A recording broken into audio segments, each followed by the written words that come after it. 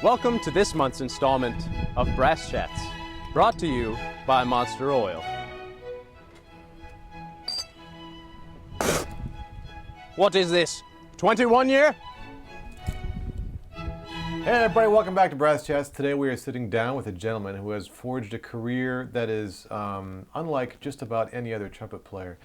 He has managed to find a way to play just about every style of music in about every venue you could think of all over the world. And we're really excited to be talking to him today. Rex Richardson, thanks for joining us. Thanks, Tom. Good to be here, man. Now, at some point you figured out, like I just said, you figured out how to play every style of music. Or you figured out how to play the trumpet, which is really what I want like to focus on these interviews, is how did you get good at the trumpet? Somehow you figured it out. You figured out how to play the trumpet, and now any music put in front of you, you can play. How did you figure out how to play the trumpet? Well, when I started out, I was 14 years old when I got serious about the horn, and I was very lucky that I had a great teacher, and known to a lot of people in the trumpet world now, Denny Edelbrock, who started the National Trumpet Competition. Yeah. If you know Denny, man, he's pretty crazy, but he was a fantastic teacher for me, and the first thing he figured out is that I was just way too physical and muscular with my playing, so because I thought I could play, you know, so I played this high G for him above high C. I was like 14. I was like, yeah, man, I'm bad. I just had no idea how horrible it sounded. So then he's just like, oh man, like, no. So what he got me doing is, you know, just releasing my hands from the death grip on the horn and working on flexibility, of which I had zero when I started. I couldn't even slow it from C to an E in the staff. It was horrible, you know. But when he did that, everything just started to take off my technique. So I found that the two things that made it much easier for me to play in different settings were to make sure I was always playing with a centered sound. I was finding the center of the resonance in different ranges of the instrument, and that I had good flexibility. So in the broadest sense of just being able to move around the instrument easily. Initially I did not, you know, at all. What were you doing in the practice room during this time? I was in very simple flexibility exercises, using the metronome, trying to, things that were very rhythmically symmetrical, so I could easily sort of gauge the tempo at which I could execute them. And it was kind of amazing, the transformation of my playing. Denny, his prescription for my practicing was incredible, because I knew nothing when I came to him, and I went from, as a 14-year-old, not being able to slur from a C to an E and the staff, to the next year as a 15-year-old, like a sophomore in high school, I could do a lip trill on high F. Now, did you address anything physically? How did you address that? Was it a physical thing, a change that you made, or was it just practicing? It was practicing. It's an interesting question, because that seems to have been how I've transformed everything in my playing. I don't really know very well what I'm doing with my chops or my tongue, and I'm kind of amazed that anyone thinks they know what they're doing with their lips and tongue, because I can't see and I can't really feel. I mean, I have the sense that I'm probably doing some of the tongue level things that people talk about, and I've tried to analyze it some. The only stuff I know really is from teaching. When I started teaching, I'd look at a kid, and if they couldn't play what I could play, I was just like, I don't know, do it like this. And it was just an idiot teacher, you know. But so over the years, I've learned more and more about that. But it's not really for my own playing. So my mode has always been like, find a good exercise that trains your chops, and more importantly, because we forget this, we focus so much, I think, on the physical changes in our chops, but it's really about neural connections in the brain. It's like the changes in the brain are really huge compared to really small changes physically that allow us to improve as musicians, you know. Now, how many hours a day were you putting in around this time? About 4 hours a day, starting when I was a freshman in high school. Okay, and so your practice time you felt was mostly fundamentals, or were you doing a lot of improvising in your practice time as well? How do you take up the 4 hours? What filled it up? It was a lot of fundamentals, and Denny had me working a lot of transposition right off the bat when I was very young. And I was also kind of destroying my chops playing along with records. So I had my Winton records, a Rafael Mendez, a Maurice Andre, and I. Now we're not even talking about jazz yet. No, I mean I was listening to jazz, but I had no clue. And you know, Denny's not really a jazz player, so he was focusing on classical stuff, and I got a little bit of input from some jazz musicians here and there, but I really didn't make a lot of headway as an improviser in high school, you know. But you were playing on classical records. Yeah, I was trying to play along with my Maurice Andre stuff or FM Mendes stuff and Winton and everything. You were playing along with Maurice on your B flat. Yeah, I didn't know you weren't supposed to do that, you know, and it didn't sound good, but I also couldn't understand why I couldn't do what they were doing. Alan Bazzuti, right off the bat, I was like hearing this stuff and going, my God, you know, I remember my band director giving me a cassette back then of what he was doing, and that was another kind of mind-blown experience, you know. And so I was just trying to play all this stuff, and sometimes I was practicing too much, and Denny had to tell me, man, just put the horn down. Just stop now before you're permanently injured, you know. But but I was crazy to play, you know. And so eventually I found the balance in terms of how much time I needed to play and being able to make it through my rehearsals and various projects that I was doing with. So at this point, as a freshman in high school, you knew you were going to go into music. This was your life. I didn't really know what it meant, but I thought it was something I wanted to do, yeah. And so Denny, he said something very cryptic to me when I said this. He said, if you can do something else, you should. And at first I thought, well, maybe he meant he didn't think I was going to be good enough to do this, but it wasn't really about that. I think he literally meant, you know, if you can be happy doing something else, it's probably going to be an easier route. And but if not, there was a little subtext there where if not, then you got to do this, and I'm here for you to help you figure that out. And then, so you went through college or through high school, 4 hours a day, staying with Denny, and then. So as you're getting towards the end of high school, where are you starting to see your career going? A classical thing, an orchestral thing, a jazz? Where are you at that point? Well, there was a lot of transformation around when I went into college. So I came out of high school thinking, well, I'm just doing orchestral training. I mean, I love playing solo stuff, and I should have realized at that point I was already probably a little better at that than I was at orchestral playing, and I was very interested in jazz, but I mean I was a terrible jazz player, and one of the problems I had in retrospect is that my technique came very quickly. By the time I was 17, I had basically had all the facility I do now. Nothing really has changed, and after 3 years of study, but there was no musicianship or knowledge to kind of control it. But you could play. You know? Yeah, I heard recordings of myself in high school and I'm playing stuff faster than I can play now. Yeah. I'm like, what happened? I'm getting old too quickly, man. Yeah, but and it was, but you know, the musicianship wasn't there, and the understanding that was stuff that I had to actively work on. And so on the jazz side, this was often kind of catastrophic. I was a horrible example of the high, fast, loud, and aggressive, and but you were actually playing jazz in high school. I was playing some, yeah, but I didn't know what I was doing. I played a lot of lead because it was, you know, it just was fairly easy to do that. But my improvisation was, and I remember I playing some festival with a high school band, and Jim Ketch was one of the judges there, you know, and he took me aside. I was like, man, you gotta chill, man.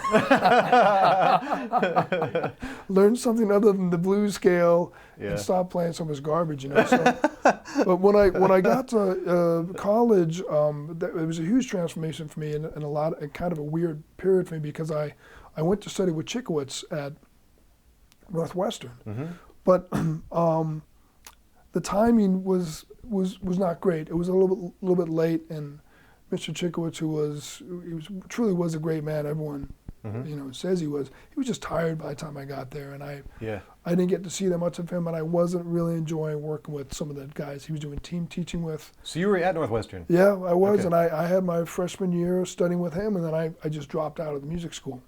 I ended up getting a degree in anthropology. At Northwestern? Yeah.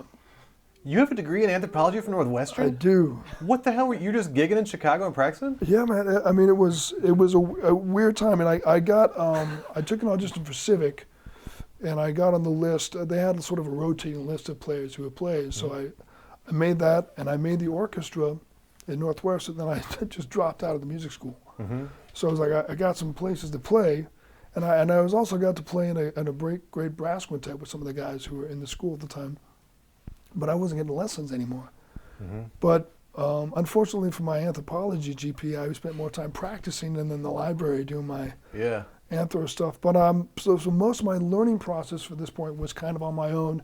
I started going to jam sessions, and I'd sit in and just play terribly, man. Yeah. And I'd be like, what do I shed, guys? And people would give me advice, come back, play terribly again, get more advice. Brad Good, you guys probably know Brad. Yeah. You know, Brad was a bit of a mentor to me. I got a handful of lessons with him, and he's actually an amazing bass player. I don't know if you I guys didn't know that. you wouldn't know, he's a super bad trumpet player, but such a high level musician. So I would work to get these crappy little gigs and hire Brad to play bass with me, because he would tell me, no man, don't do that, or oh yeah, do this, and he would kind of coach me through gigs. And so I got help from musicians like that, and just started playing with everyone I could, started playing on little rehearsal big bands, and eventually learn how to play. But I had another big turning point when I was 22. I was looking at my jazz playing and be like, man, you're still sad, and there's still too much of the same equation with too much stuff that wasn't really in the language and really dealing with harmony.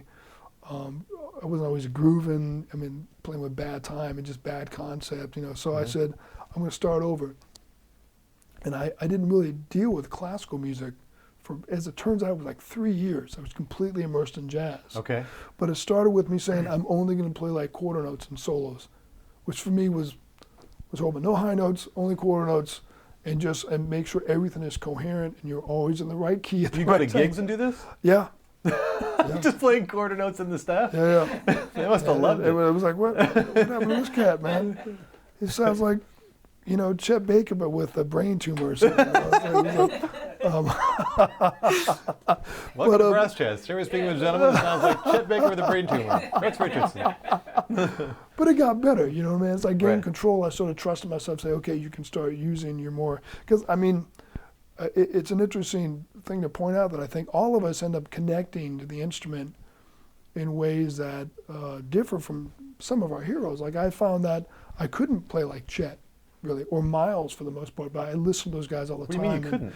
Because it didn't feel natural for me. And when I heard Freddie Hubbard, I was like, that's how I want to play the trumpet. You got a simpatico with him. Yeah, and Woody Shaw too. So those guys, to this day, I've listened to probably every jazz trumpet name and classical trumpet name I could ever come across, just to learn whatever I can from them. Those two guys have probably been my primary models, where it's like the way they connect to the instrument physically makes sense to me, and it's sort of transcribing what they do, playing it always made sense. I couldn't play like Chet because I felt like I was self-editing all the time.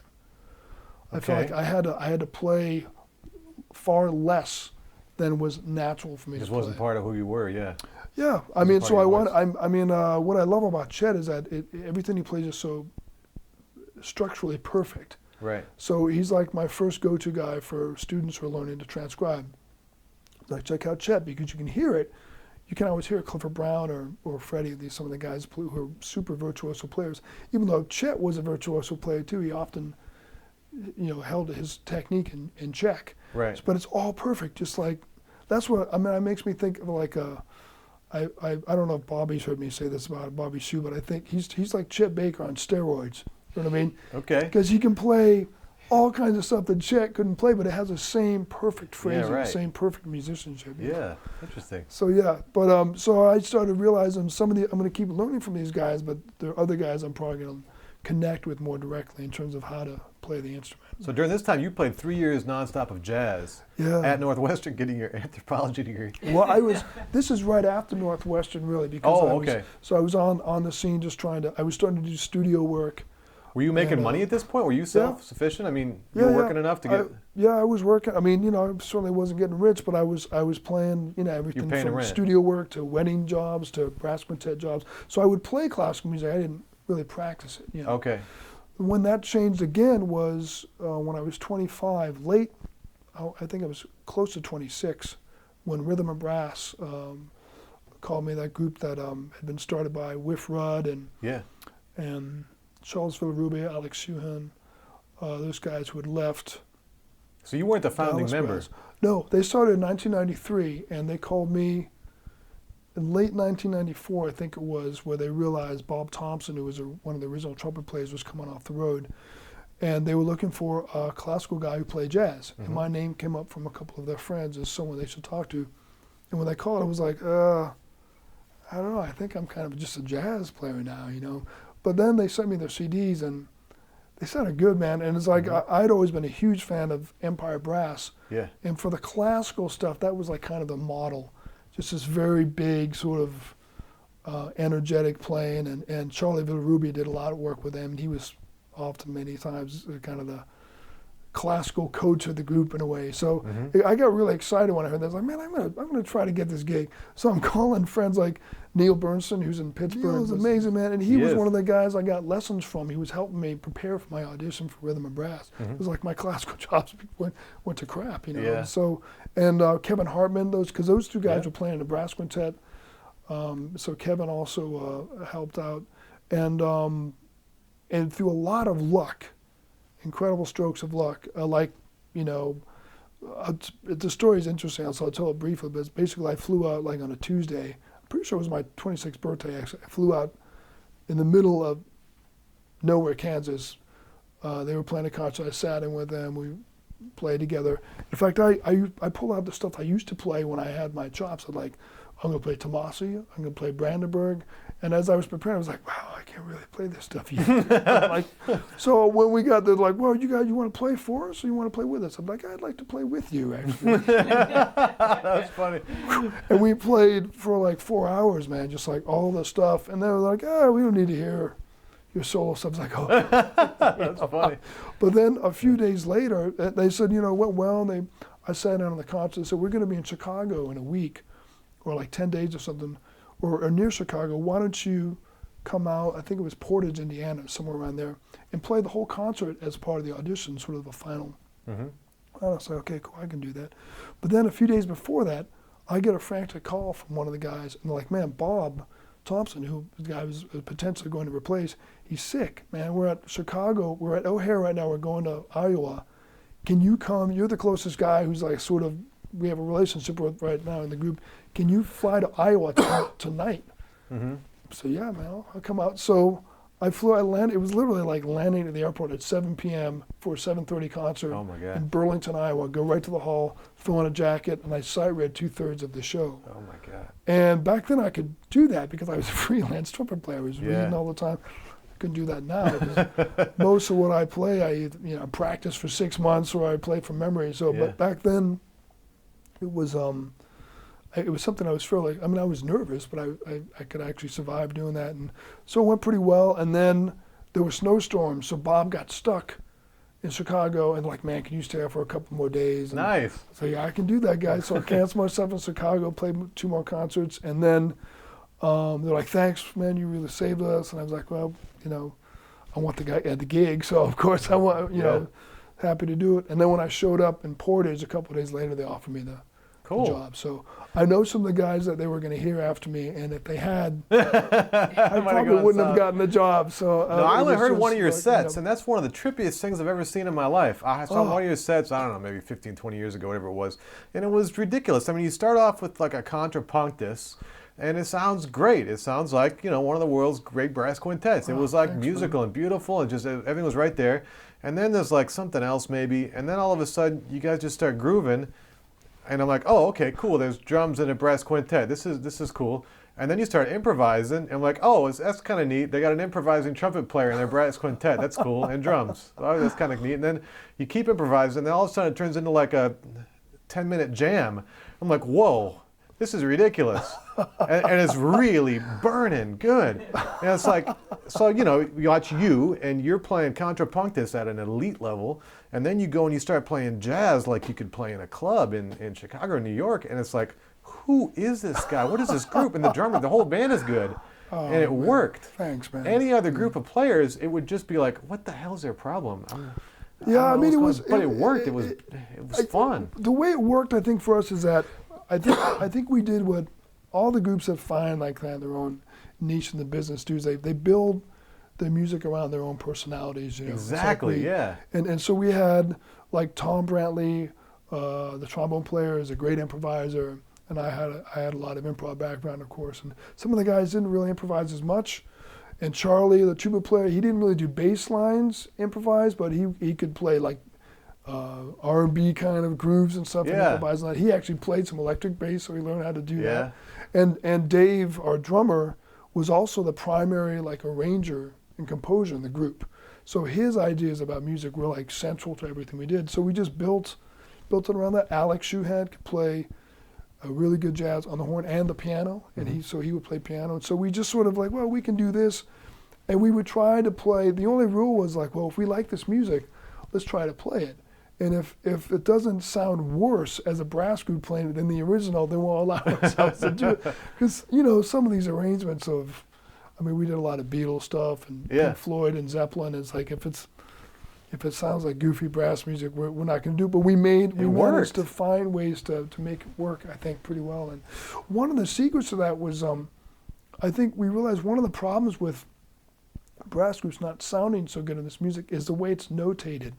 They're looking at stuff and they're like, well, I don't know, man, if I listen to the record, it actually sounds a little different. So Dave had a secret because he did a lot of these arrangements where he would just, he would write the words in. Oh, really? Rather than the melody, for whoever had the melody of the song. And they just and play. so yeah, and so the whoever had the melody had to know the original recording, and they just play that. Nice. And that made it feel a lot more organic and less kind of. So were you guys working a lot at this time? How many dates were you pulling in? Yeah, I mean, we were out when I first started with them. It was a full-time thing. It was like 6 months out of the year we were on tour, you know. And then a couple seasons later, the bottom kind of dropped out, and we had a lot fewer dates for one of the seasons. And so I'm here. I mean, all the other guys had at least a master's degree, and I'm here with my bachelor's in anthropology. And so the other guys like, well, we're all going to get teaching jobs, and they did it. I'm like, why would you guys? And around that time, I left for New York. I was in 97 or 98, I think, and then so I got to tour with Joe Henderson, a tenor sax player, partially through that move and partially through playing with the Chicago Jazz Ensemble at the time. Yeah. And so I was touring with him and with Rhythm and Brass at the time and kind of cobbling stuff together. But it was also strange circumstances where I met a girl who lived in Louisiana, and right before Joe ended up getting too sick to tour anymore. Oh. And in a kind of a bizarre move, I left New York City for Baton Rouge because of a girl. Yeah. Girls do that. But yeah, they do that, man. But in retrospect, I was like, I showed up and I'm like, well, LSU is here.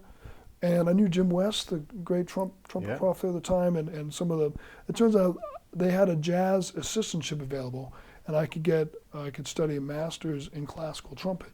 Mm-hmm. So I was like, you know, I should get a music degree, man, if I want to do some teaching. And so that all worked out. I ended up getting my doctorate there, actually. Yeah. And in music. Yeah.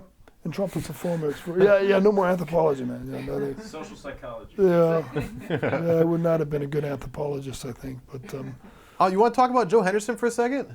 Sure. Tell me what you learned from Joe. What was the experience like with him? Well, Joe was he was very quiet. He didn't say all that much. Frankly, he was. I think at the time, the whole time that I got to work with him, he never really felt good physically. And the first time I met him in person, I was shocked at how just kind of frail he seemed, because he was only like in his early 60s, but he looked like he was much older, you know. Yeah. But what struck me is that he picked up the horn and he sounded exactly like he always had, yeah. He always, you know, and so one of the problems with his being frail is that he would often, like, we'd play the head of a tune and he'd want to play the first solo so he could sit down until everyone else played. And that set up. So every time I would have to follow Joe, I was just like, he's just tearing it up. What am I going to do? Yeah, and Conrad Herwig was playing trombone on the band. So I'm like, great, I got Einstein on the saxophone, I got Hercules on the trombone. What am I going to do here? You know. And so at first I felt really self-conscious, and but pretty quickly I found, like, you know, I just got to trust myself. You know, if I wasn't, you know, fitting in, then Joe would kick me out of the band. So I trusted, you know, and it started to feel more comfortable, you know. And I learned a lot from, I mean, all the guys in the band, really. It wasn't just Joe. Joe almost said nothing, but every now and then I would get, after solo, he'd be like, yeah, Rex. I'd be like, oh. And that'd be it. Oh, Joe, man, you just made my night. You know? That's awesome. And can we talk about improvisation for a second? Sure.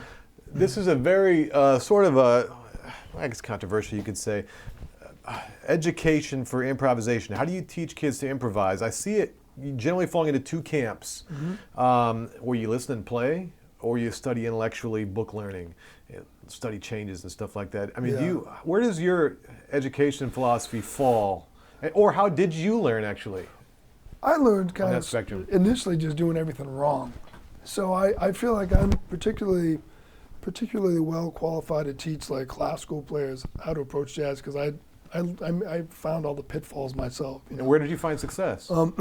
By combining both of those approaches. Okay. So now I have what I think of as a three-pronged philosophy. There's generally speaking, the theory, understanding the structure of the music. There's transcription, which is most broadly speaking taking in and analyzing, taking in information by ear and analyzing it, making sense of it. And then there's actually doing the improvisation, which is so obvious that people don't always mention it, but it's so similar to learning a spoken language, where if there's any element, if you don't understand the grammar and you're not listening to people speak and you're not actually forming the sounds and putting the sentences together yourself, if any part of that is not working, you're not going to figure it out. So now my approach to teaching it is based on that idea. So I want the kids to understand harmony. You could get away with not understanding how to play changes and knowing how harmony was put together until maybe the bebop period. Right. You know, where some of the great American songbook tunes were simple enough, you can get away with that. Right. By the time Charlie Parker and Dizzy and Monk came on the scene, the music started getting too complicated. And then by the time you're dealing with, you know, Joe Henderson and Coltrane and Wayne Shorter, I mean, the music is just way too complex to just figure out by ear. On the other hand, understanding harmony and understanding musical structure doesn't really tell you what sounds good. It's just like if you're going to write poetry, you have to know the alphabet, you know, and you have to understand basic grammar. Right. But the intangible things that make it great poetry are not there. You learn that from studying poems, you know, from reading them, from reciting them, from hearing them recited. Right. So all the language elements, understanding what actually sounds good, comes from transcription. But the theory helps you to analyze and make sense of what you are transcribing. You know, if you like copy something like, man, this is a great lick, cool, man. What key is it in? I don't know. I'm just going to throw it in there and hope it sticks. I mean, that's a tough way to go. But if you understand the structure of what you transcribe based on your knowledge of theory, then that works much better. Can we try something crazy? Sure. I was wondering if you could play just a small, I don't know, 8, 16 bars or whatever, just maybe of a blues, and maybe if you could try to impersonate a typical beginning improviser, and maybe talk about the mistakes that are commonly made, and maybe you could imitate somebody who's young on the trumpet, and then describe why it's messed up. Is that possible? Sure. So you'll hear something like if they're playing on the blues. My time's about here. 1, 2,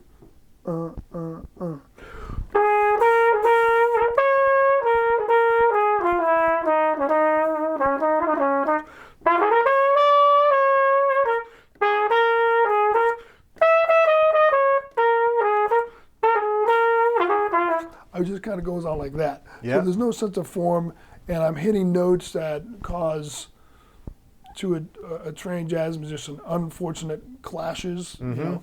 And so it's I think it's literally true that there's never a point that you can't play a certain note at a certain time, but what you do next is very important.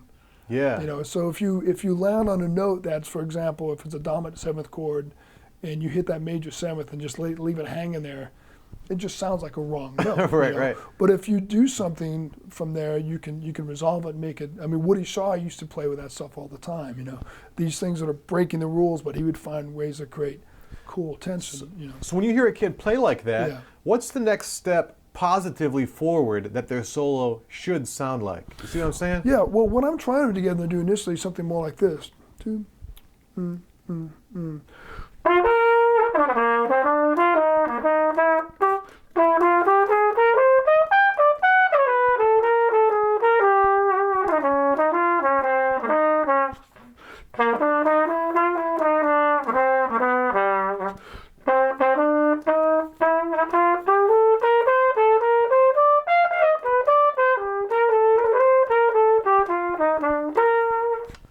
So now you're hearing a sense of form, right? Right, right. And so I'm not playing anything fancy, but I'm hitting the changes. Right. So there's a harmonic roadmap that I'm actually dealing with. Get away from blues scale, pentatonic, and focus on changes. And Yeah, exactly. So you can always use a blues scale, but if you're stuck with that, then you know You're one-trick pony. you've got exactly. You've got a lot of limitations there.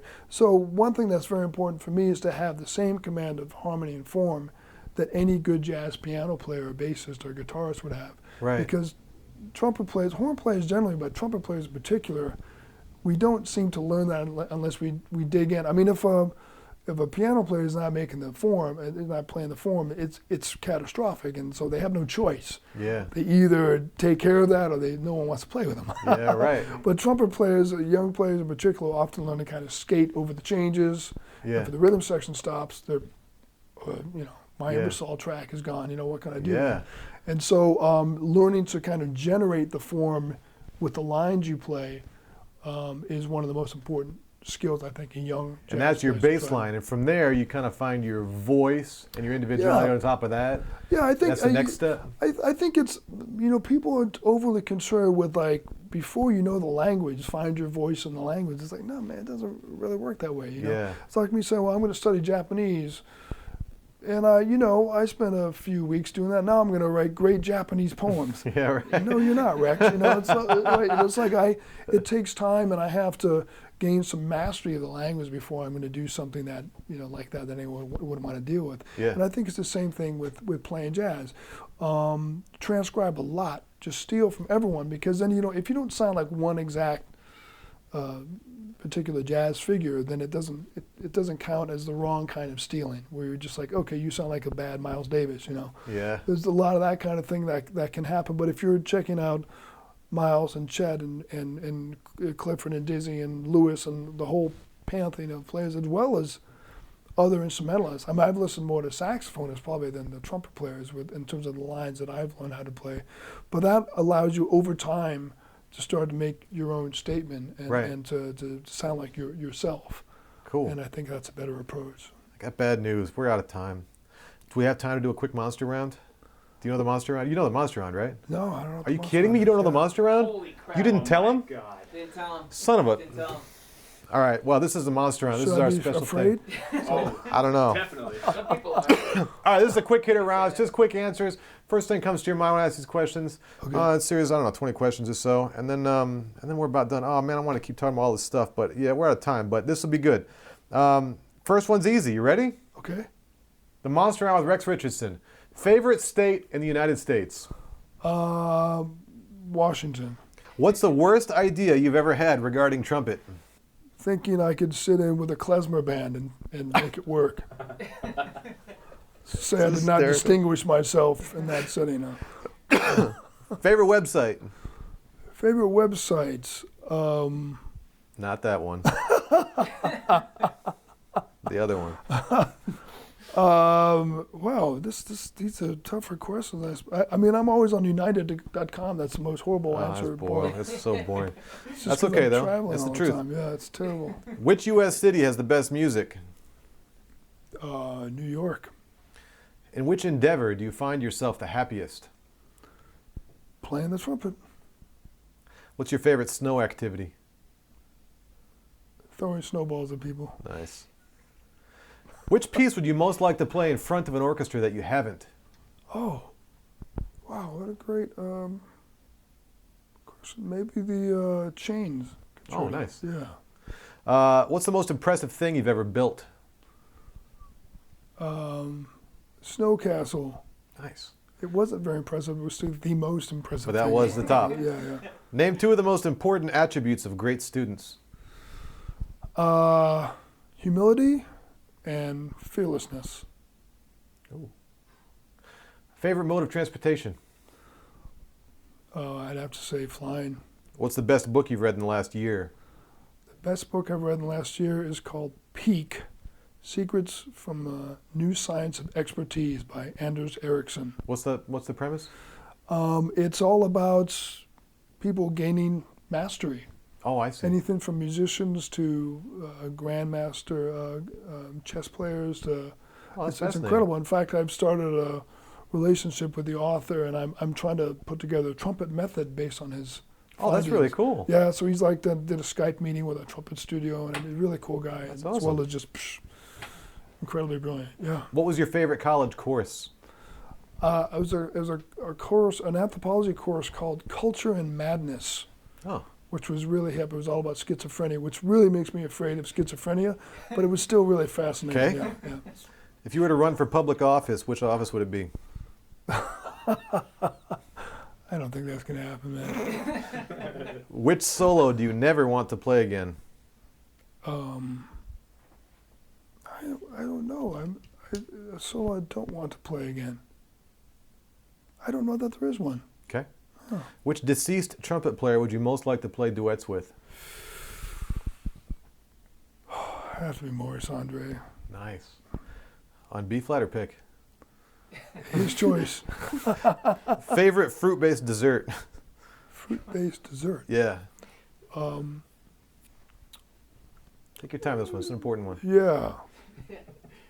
I'd say a good vegan apple pie. Oh, nice. Yeah.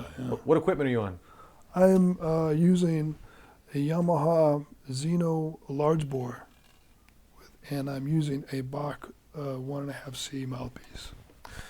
But usually I play picket brass mouthpieces most of the time. Oh, So you got a say that contract for with you, them?